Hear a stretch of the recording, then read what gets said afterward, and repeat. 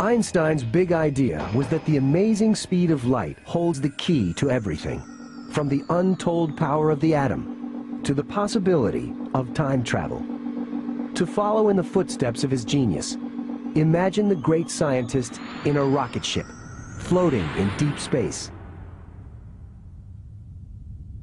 The ship has powerful headlights, and when Albert switches them on, the light races away from him at, of course, the speed of light, 670 million miles an hour.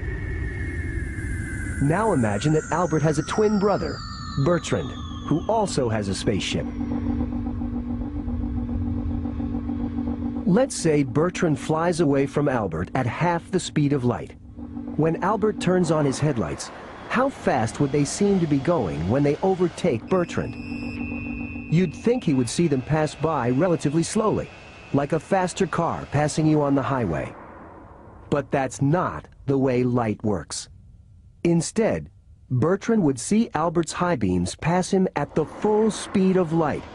Bertrand's own speed makes absolutely no difference. This prediction of Einstein that the speed of light is the same for everyone is one of the strangest in physics. But it's true. It's been shown by hundreds of experiments. The speed of light is going to be the same, no matter how fast you're moving towards it or away from it. Even if Bertrand turns around and travels head-on towards Albert, he would still see Albert's headlights pass him at the same speed. So what's going on? Welcome to the realm of time travel. If both brothers see light moving at the same speed, then something else must be changing. That something is time. Something has to give, and the things that have to give are space and time. It turns out that if an object is moving fast enough through space, it can alter its passage through time.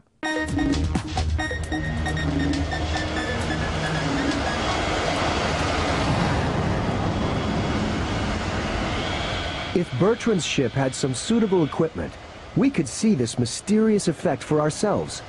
This device is a light clock, two mirrors that face each other with a particle of light, or photon, bouncing between them. Each bounce is one tick of the clock, and in the right hands, such a clock shows directly how speed changes time.